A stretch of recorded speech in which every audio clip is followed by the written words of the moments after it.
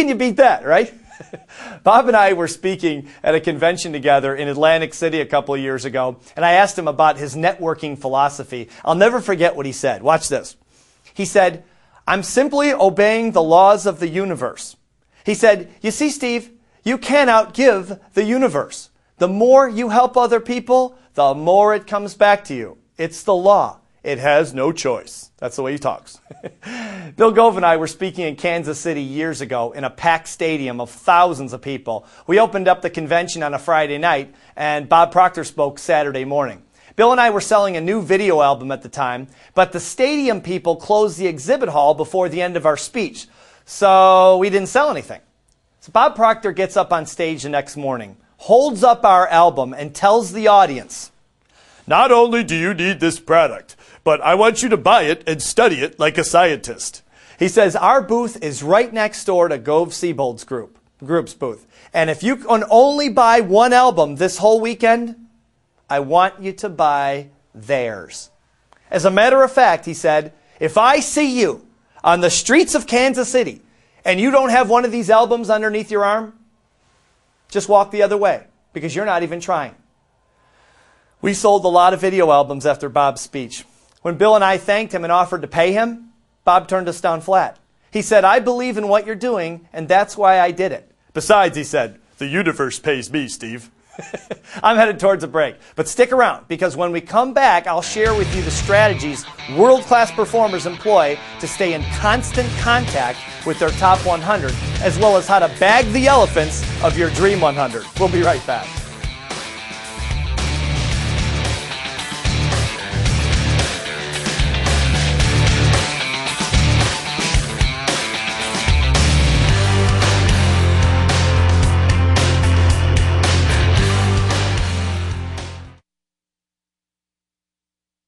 Welcome back to Mental Toughness Secrets of Champions. Before the break, we talked about how world-class performers like Bob Proctor build giant networks by always offering help and following through. Now let's talk about how to stay in constant contact with your current network while you're in the process of adding to it. By far, the most efficient method of staying in touch is by including your network in your weekly emails to your database. If you don't have a database of emails, start assembling one immediately. Remember this little axiom. Middle-class thinkers have address books. World-class thinkers have databases.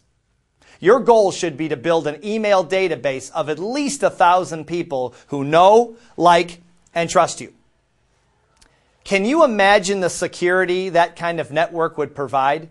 Can you imagine the opportunities that large of a network could offer you?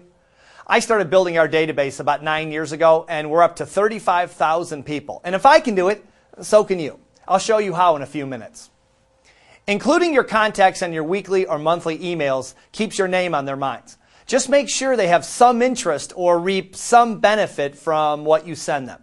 Okay, so now that you're actively in touch with your top 100 contacts on a weekly basis, let's talk about how to bag some of the elephants on your Dream 100. Elephants are people you've identified that can help you the most. They're usually super achievers, and they're very tough to bag, unless you're an expert hunter.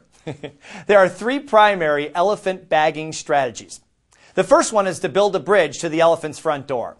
In other words, you ask people in your network if they know the person you're trying to reach. If they say yes, you can ask them if they can make the introduction.